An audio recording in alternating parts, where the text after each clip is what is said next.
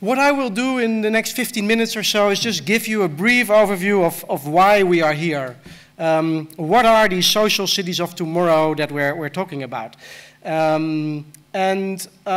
It really started with a very banal observation that, you know, devices like this, the mobile phone or GPS navigation or what have you, are really started to have an impact on the way that we experience the city, the way that we organize ourselves, the way that we find places in the city to go to. And there is even a lot of talk that the cities are becoming smarter and that a lot of things will become automated and we will be guided more efficiently from A to B. But yet, if you Google, for example, the term smart cities, you find this. You get a lot of pictures, and they're very, as you can see, fancy buildings, and they're very high-tech, and everything is beautiful and clean, and there are cars, and they're very efficient, and everybody can use them, and there's all these schemes around them. But we thought that one thing is lacking here. Any ideas? Right, where are all the people? There is this notion of smart cities around that really comes from the lab and really is about, okay, we have this new technology and now we're going to make the city more efficient and we're going to have a better infrastructure. And of course, I mean, that's all fine. I mean, you know, if our cities become more efficient, etc., that's great. But we think that there is so much more to a city. It's not just a bunch of infrastructure. It's also a lot of people from diverse backgrounds, diverse identities, who don't necessarily need to be a tight-knit community, but who somehow have to find a way to live together with each other. So that's why we came up with this idea of social city, sort of as a, we call it a design approach. And by that we mean we're not going to give you a blueprint. We're not going to say, okay, this is how you design the social city, but it's a way of thinking about the city. And the title, for those of you who don't have a background in architecture, is a reference to the book Garden Cities of Tomorrow, which was made by Ebenezer Howard in the 19th century. And it was a very modernist approach. It was, he also saw that new technologies were changing the city. It was mainly industrialization in that time, and it was changing the city because factories were moving in the city, and there were slums where all the workers started to live. And he came up with this diagram, what you see here, a really big, complete blueprint. Okay, this is how we're going to solve the problem. This is a group of slumless and smokeless cities, the garden cities, and he planned everything to the very last detail, almost. And we think that you cannot really do that anymore. It's not a blueprint, this idea of social city. It's a design approach. And by that we mean it's a way of thinking about cities that are highly technological, but they're not about technology. They're about people. So today we will talk a lot about technology, but it's not about technology today. And this idea of thinking how you can use technology to make better cities, it's of course not a very new one. I mean, we've seen it in the past half century several times, and I think for one of the first time that it actually gained a lot of currency was when these guys, Archigram, in the 1960s, started to experiment with their ideas of the plug-in city. And the plug-in city, it wasn't ever built, but they had this idea that rather from a master plan where the architect sets everything for once and forever, they started thinking of this idea of a responsive city. So a city that wasn't finished, but that could adapt to what people wish. And this was their starting point. Peter Cook, he wrote, "If only we can get to an architecture that really responded to human wish as it occurred." And they designed sort of a two-tier system. One of them was a physical city, they called the plug-in city, and the other one was a virtual one, and it was called the computer city.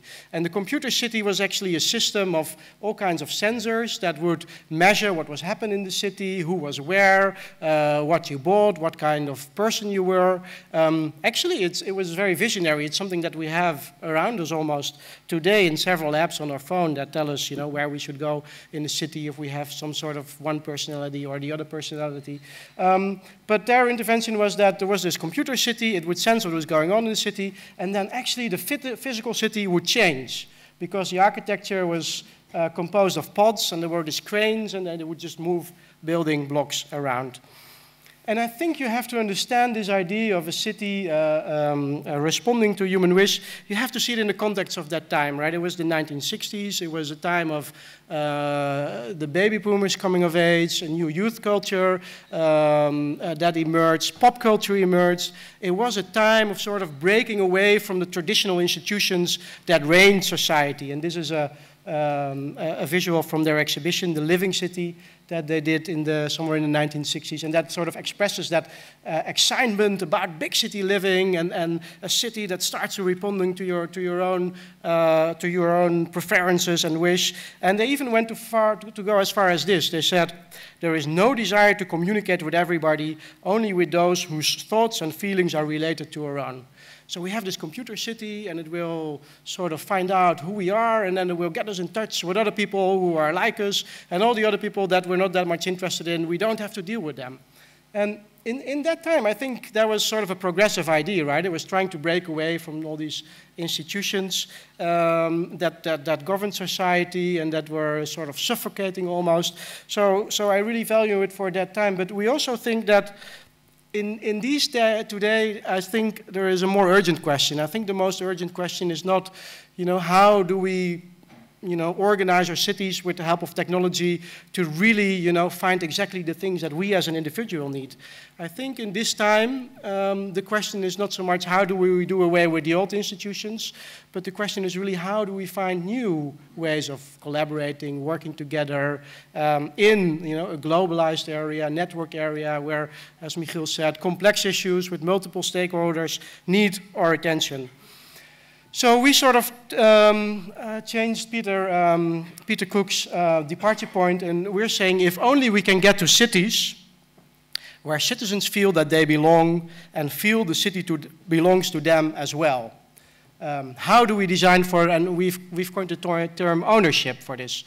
And what we mean by this is that I think what the goal could be for urban design is try to design systems, processes, interventions that give people the feeling that they belong to the city, that they're part of it, that they own the city, a part of it, and because they own it, they want to be active, they want to take ownership in it. And I think this term ownership is interesting because it can mean two things, right? It can mean ownership as the right to exclude. This is mine, get out. And we're seeing that happening in cities somewhere, for example, in the rise of gated communities in the United States, etc. But ownership can also be a positive, have a positive connotation. And it's not the right to exclude, but it means the right to act. This is mine, or this is ours, so we, together, we can act on this because we think it's important and we value it. And we're looking for that kind of ownership. How can we design for that kind of ownership? And we've tried to make that more concrete. How do you do that, designing for ownership? And we came up that, actually with this phrase or sentence, we think it's about, how do we engage and empower publics, groups of people, to act on communally shared issues. And you can do this, without that. You don't really need new technology for this, right? This can be an approach in urban design or in social design or even without technology. But if you look at these four terms, engaging, publics, acting, issues. What we found from the mobile city in our research is that actually the digital media are changing some of these things, these four concepts. There are some qualitative changes that new media bring about in the way that we do all that. And I'm just going to take the last 5 minutes of my talk to try to explain what I mean by that. And I'm going to start with issues, and issues we should expand it to also resources. So what are the communally shared issues and resources, and how is new media changing those? And the first one is, I think, very clear for many of you, is that we have a new resource. Like, as Archigram already pointed out, the city is starting to collect all kinds of data about what we are doing, about what's happening, about transactions, about who is where. We can aggregate that data, and we can build new services on top of that data.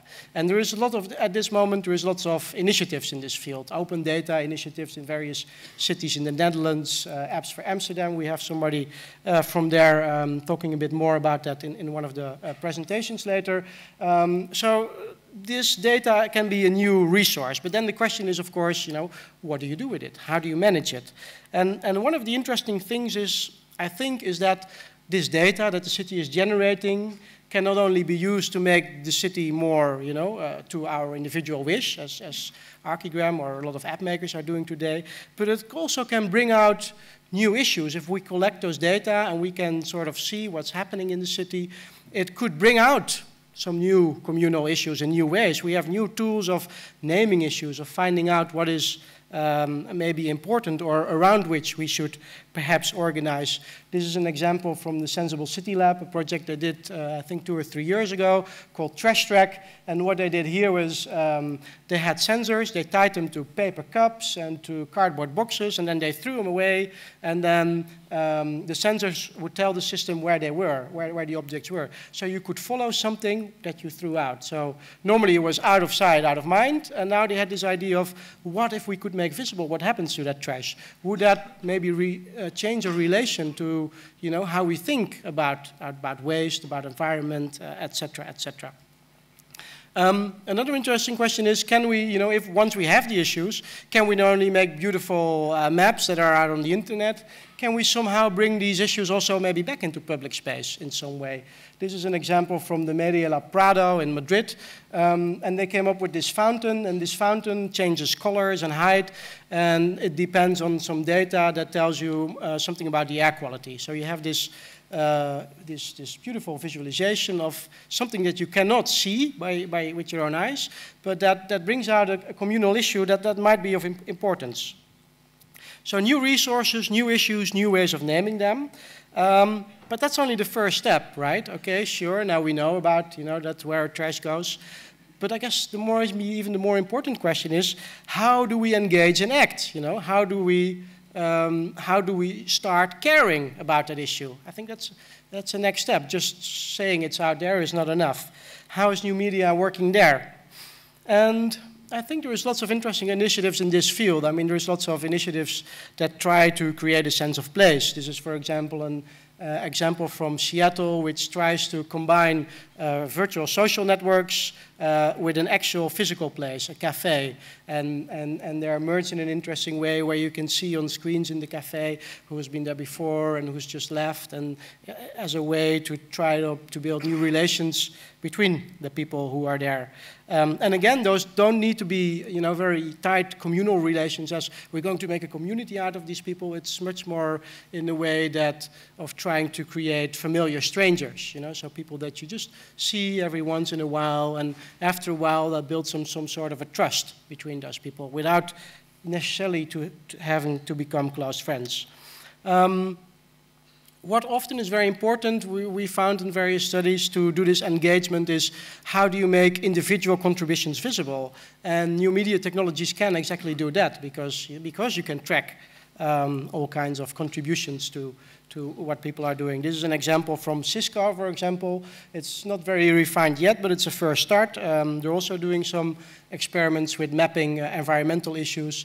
And rather than telling you, you know, what it is in the whole city, they're telling you how your neighborhood is performing. But, I mean, they could even bring this further back, you know, what is your contribution to the air pollution in the city? And what would it be if you would take your bike today rather than drive your car? So making individual contributions visible is a strategy. We see a lot of projects that try to engage people by play, game, taking people just outside their ordinary everyday roles, give them something, you know, funny, exciting to do, and try to invite them to engage with the issue. We also see, because there's several ways to think of it. I mean, you can think of acting as, you know, getting really active and organizing, you know, an action platform in a community. But you can also start thinking of acting as an engagement, as looking for the smallest contribution that anyone can make. For example, this is a project from Los Angeles, Biketastic, and what they're trying to do is they're trying to make a biking map of Los Angeles. which is of course a notorious car city. And the way that they do that is they designed an app, and when you ride your bike, basically you just put your iPhone in your pocket, and then the app registers your route. So you're acting, but you don't really have to do anything for it. But your individual route is then mapped onto a collaborative map, so after a while a collaborative biking map of LA starts to emerge. Or can you activate people by, maybe bringing out some resources that are not used at the moment? This is another example from LA and from other cities as well. It's called Fallen Fruit. It's just people that started making maps of people who had gardens with maybe apple trees or pear trees or what have you, and whose fruit was ripe and which you could pick from the street. And of course, those people couldn't eat all their apples. So it was basically a map saying, okay, here I am, I have this apple tree, come pick my apples. And it's just a very small thing, but it's a way of, getting people to act, getting them out, getting them, sort of organizing the resources of the city in a new way. The last term I wanted to briefly touch upon is this idea of publics. Like I said, I think we should stop thinking about tight-knit communities in the city, but more in terms of publics, people that briefly or for longer times emerge around common issues, things of interest, etc. And also here, new media is allowing us to organize these publics of groups of people in new ways. For example, there is a lot of talk the last 1 or 2 years about collaborative consumption. And collaborative consumption is actually that you take resources, again, that used to be private, maybe like your car, and you share it with other people in your neighborhood. Or your couch. If you do couch surfing, you have a couch in your home, and you offer it to the community online, and you invite people to come into your house. So you're collectivizing your living room almost. And there is the interesting thing about that is that new media allows to do that in a certain way because it allows you to build reputation systems around these private resources. So if somebody wants to come to your house for couch surfing, you sort of can check upon this guy, like who is he, where has he been before, has he misbehaved, yes or no? Or if you share a car together, you know exactly how many kilometers everybody has driven. So you can sort of not completely eliminate, but reduce the risk for free riders, which is always a common threat if you use or organize collective resources. And the last example I'm going to give you is also an example from the Netherlands where you can use these new technologies to organize communities in a peer-to-peer networked way. The example is Geluidsnet. It was a community started, I don't know even how long ago. Is there someone here from Geluidsnet by any chance? So I could ask. I think about a decade ago. And what they did was, it was started with some people who were saying, okay, we live near Schiphol, the airport in the Netherlands, and we have a lot of noise from all the planes coming over. And they started complaining, and then of course the authority said, no, you cannot have any noise because we have this complex algorithms, and they exactly tell us how many noise theoretically there should be in your garden, so stop complaining. But of course, the algorithm wasn't always working correctly. But what they did was they started using sensors. So they put sensors in their gardens, but also in the gardens of the neighbors and some other people. And they started to organize a whole peer-to-peer network. And everybody started sensing how much noise there was in the garden. And then if you collect all that and you put it on an aggregate level, then you have something to present to the authorities or whoever you want to talk to bring in your case. So that's also a new way of organizing yourself in a peer-to-peer network. So summarizing, this design approach we call Social Cities of Tomorrow. It's about engaging and empowering publics to act on communally shared issues.